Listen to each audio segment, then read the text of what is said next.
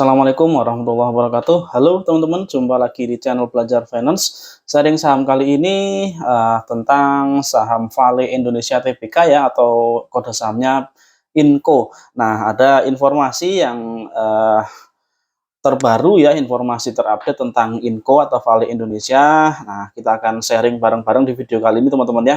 Di edisi video tanggal 19 Agustus 2023 di hari Sabtu.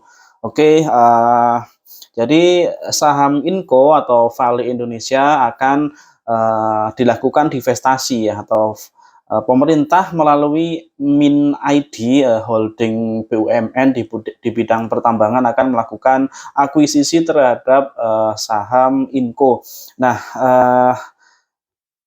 rencana akuisisi ditargetkan akan selesai di bulan Agustus ini teman-teman ya, dan dengan akuisisi itu maka porsi kepemilikan pemerintah Republik Indonesia di saham INCO akan menjadi di atas 50%, atau ditargetkan oleh Kementerian BUMN bahwa pemerintah akan menguasai lebih dari 50% ya, 50 plus 1%, sehingga akan menjadi pengendali dari INCO ya.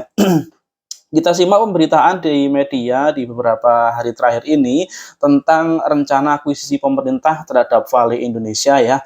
Ya, jadi ada beberapa headline dari media online yang memang mengabarkan seperti itu teman-teman ya. Jadi yang pertama, justru belum ada kepastian perpanjangan izin usaha pertambangannya ya terhadap Vale ini. Harga saham Vale turun terus. Kemudian yang kedua, Min ID tegaskan harus jadi pengendali setelah akuisisi saham Vale. Jadi target pemerintah selain menambah porsi kepemilikan, juga tentunya pemerintah kalau bisa akan menargetkan sebagai saham pengendali di Vale Indonesia teman-teman. Kemudian negosiasi masih berjalan ya saat ini ya, berita di bulan Agustus ini teman-teman. Kemudian saya kutip dari Detik Finance ini menghitung peluang Min ID akuisisi Vale Indonesia.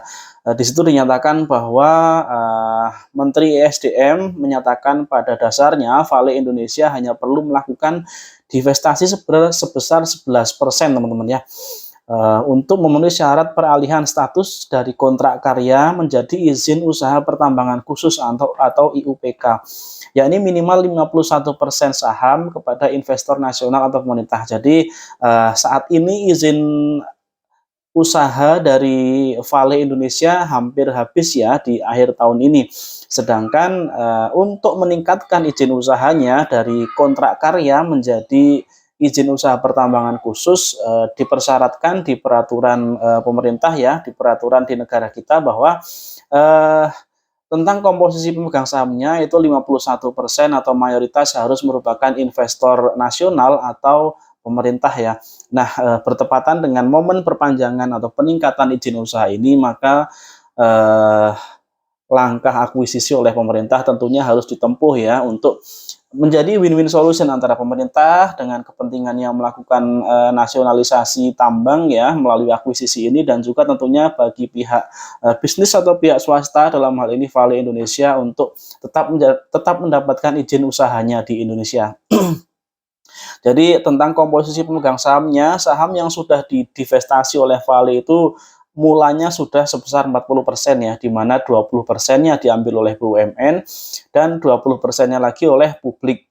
Nah, dulu sebetulnya direncanakan 40% akan diambil semua oleh pemerintah, namun ternyata dalam perjalanannya ada kendala sehingga 20%-nya itu dilepas ke publik teman-teman ya.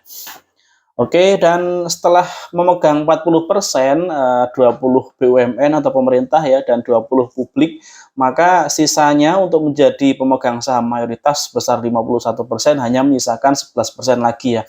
Nah, itu dia 11% yang harus didivestasikan oleh Vale Indonesia terhadap pemerintah Republik Indonesia ya. Dalam hal ini melalui holding BUMN pertambangan yaitu Min ID.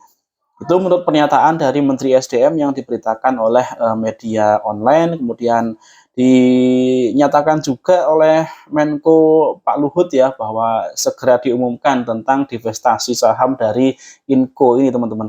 Ini berita tanggal 14 Agustus di hari Senin tanggal 14 Agustus 2023 ya. Nah, pemegang sahamnya kita lihat komposisinya mayoritas saat ini masih digenggam oleh Vale Canada Limited ya, sebesar 43%, kemudian MinID yaitu, perusahaan holding BUMN Indonesia sebesar 20%, lalu Sumitomo Metal Mining 15% ya, dan berikutnya masyarakat 20%. Ada hal yang menarik teman-teman di bagian bawah tabel ini bahwa jumlah pemegang saham dari, Vale ini, dari Inco ini dari tahun ke tahun terus dari bulan ke bulan terus berkurang ya, dari Februari, Maret sampai 31 Juli 2023 terus berkurang. Nah, ada apa di sini? Ini rupanya atau yang saya tarik kesimpulan dari sini adalah adanya, ketidakpastian atau kepercayaan publik atau kepercayaan investor yang menurun ya terhadap, masa depan atau prospek dari Inco ini, teman-teman. Target akuisisi oleh MinID, namun jika tidak terlaksana maka akan dilepas sesuai ketentuan dari Undang-Undang Minerba, yaitu dilepas ke publik ya, sehingga total yang dilepas ke publik dan juga ke pemerintah memenuhi jumlah minimal 51%. Oke, kita lihat harga sahamnya di rentang dari 2020 teman-teman, 2020 sampai dengan 2023 Agustus ini ya. Di situ saya bagi menjadi 3 lapisan harga atau 3 layer, teman-teman ya. Layer pertama di tahun 2020 ya, mulai tahun 2019 sampai dengan 2020 di rentang harga 3 ribuan ya, di garis paling bawah yang warna hijau. Kemudian layer kedua di tahun 2021 itu harganya berkisar di rentang harga rata-ratanya 4.000 sampai 5.000 ya, garis yang tengah yang warna kuning. Kemudian yang teratas yang garis warna merah itu dari tahun 2022 sampai dengan saat ini di rentang harga 6 ribuan sampai 7 ribuan ya rata-ratanya ya. Nah, saat ini penutupan harga saham Inco di penutupan perdagangan tanggal 18 Agustus kemarin di hari Jumat di 6.075 ya, turun minus 1,22%. Jadi masih terus turun untuk tren saat ini dari saham Inco ya. Jadi saat ini masih tren penurunan, teman-teman. Jika dilihat dalam 1 tahun terakhir, kita melihat di harga saat ini 6.075 sudah mendekati ke support psikologis ya, di harga psikologisnya di harga 6.000, bahkan jika 6.000 itu berhasil dijebol ke support berikutnya, titik terendahnya cukup dekat ya, jadi titik terendahnya di bawah 6.000 itu hanya di 5.700-an ya, jadi sudah dekat dengan titik terendah dalam 1 tahun terakhir ya. Namun kita belum tahu ini dasarnya akan berhenti di mana ya, penurunan ini akan berhenti di mana. Kalau teman-teman yang lebih menggunakan technical silahkan disimak lagi, karena saat ini masih downtrend ya, terlihat ya. Dari MA20 sih masih di atas MA50, namun kita belum tahu apakah nanti dia akan crossing ke bawah atau dead cross ya, MA20-nya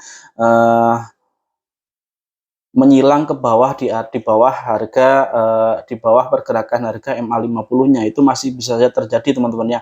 Terutama dengan tren penurunan harga nikel yang sepanjang 2023 ini masih terus turun, teman-teman. Oke, terlepas dari pergerakan harga ini ya, kita lihat bagaimana kinerja perusahaan yang tentunya sangat mempengaruhi dari harga saham itu sendiri ya. Oke, kita lihat dalam 3 tahun terakhir, kita lihat dari sisi asetnya dulu. Paling kiri ya, yang tabel sebelah atas, 2020 sampai dengan 2022 ya, dinyatakan dalam ribuan dolar AS. Pertama 2 miliar dolar AS ya, 2,3 miliar dolar AS di 2020, kemudian meningkat menjadi terakhir di 2022 2,6 miliar dolar Amerika Serikat. Artinya dari tahun ke tahun untuk asetnya ada pertumbuhan. Untuk ekuitas ya, ekuitas ada pertumbuhan juga tiap tahunnya. Kemudian pendapatan di yang sebelah bawah ya, baik itu pendapatan maupun labanya terus ada pertumbuhan sepanjang tahun, teman-teman, di grafik 3 yang bagian bawah ya. Oke, itu teman-teman dari sisi neraca ya, aset, kemudian ekuitas, kemudian pendapatan, dan juga laba rugi. Sebetulnya perusahaan ini bagus ya, tidak ada masalah dari segi kinerjanya. Disimpulkan masih bertumbuh untuk kinerjanya, teman-teman, dari tahun ke tahun ya. Kemudian kita lihat rangkuman EPS-nya dari tahun 2020 terus naik ya, dimulai dari 117, kemudian 238, 300-an, dan terakhir semester 1 2023 kalau disetahunkan akan mencapai 500 lebih EPS-nya. Ini total EPS yang selalu naik dari tahun ke tahun ya. Kemudian dari sini kita juga lihat angka dividen payout rasionya ternyata kecil ya, hanya di angka 30%-an untuk dividen payout rasionya. Dan selain kecil juga pembagian dividennya tidak rutin teman-teman ya. Di 3 tahun terakhir 2021 dia tidak membagikan dividen ya. Oke, ya positifnya kalau perusahaan dividen payout rasionya kecil, tentu dia punya cadangan sumber daya modal yang besar ya, artinya laba yang mereka hasilkan tidak begitu banyak yang dibagikan sebagai dividen, artinya laba ditahannya menjadi semakin banyak dan terutama akan memudahkan perusahaan untuk melakukan ekspansi ke depannya teman-teman ya. Oke, dari segi valuasi kita lihat di situ yield dividennya sangat kecil, hanya 1,48. Kemudian dari segi PER, PBV, dan ROE tergolong standar ya, tidak ada yang terlalu spesial dan mencolok di angka-angka PER ini. PER-nya 11,9, kemudian PBV-nya 1,6, kemudian ROE-nya 13%. Saya kira masih moderat ya, masih oke-oke saja. Tidak terlalu bagus dan juga tidak buruk teman-teman untuk secara valuasi dari fundamental ini. Kemudian hal yang sangat menarik adalah DER-nya sangat kecil ya, hanya 14%, atau hutang perusahaan sangat kecil jika dibandingkan dengan modal mereka. Kemudian ini adalah perusahaan tambang, maka jangan dilupakan atau tidak bisa terlepas dari tentunya harga komoditas tambang itu sendiri ya, harga dari nikel. Nah, harga nikel dari tahun 2019 sempat naik tinggi di tahun 2022 ya, sama dengan batu bara. Kemudian di pertengahan 2022 ada drop sangat dalam untuk nikel ya. Kemudian menjelang akhir 2022 dia naik lagi, dan awal 2023 dia turun sampai dengan saat ini masih terus turun. Oke, tentunya ini juga menjadi hal yang mempengaruhi harga saham Inco juga ya. Walaupun secara kinerja laba kita melihat dalam 3 tahun terakhir masih terus tumbuh, dan di semester 1 2023 juga dia masih tumbuh ya dibandingkan dengan semester 1 tahun 2022. Namun tentunya pergerakan harga nikel ini sangat mempengaruhi harga saham Inco itu sendiri. Kalau kita perhatikan, walaupun kinerjanya naik, tapi dengan penurunan harga nikel banyak investor atau pasar merespon dengan penurunan harganya sendiri ya. Lalu sebetulnya di harga berapa harga wajar dari saham Inco ini?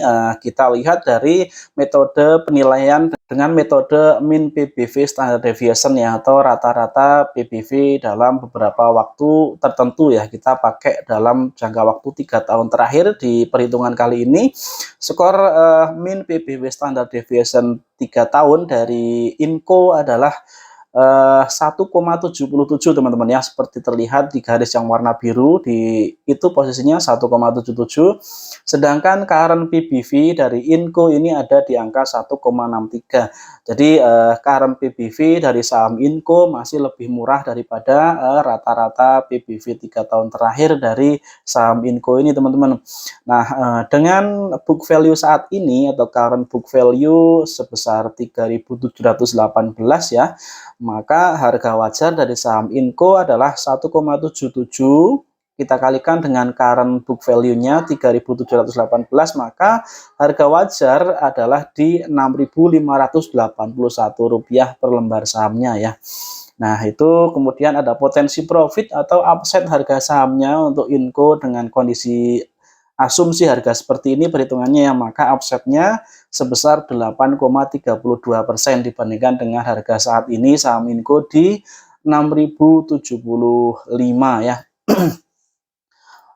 Lalu di bagian akhir saya mau sharing, pendapat saya tentang kesimpulan dari prospek saham Inco ini teman-teman. Jadi ada peluang ya harga saham Inco akan naik setelah selesainya divestasi, terutama setelah izin usaha pertambangannya diperpanjang atau ditingkatkan statusnya ya, dari tadinya kontrak karya menjadi izin usaha pertambangan khusus ya.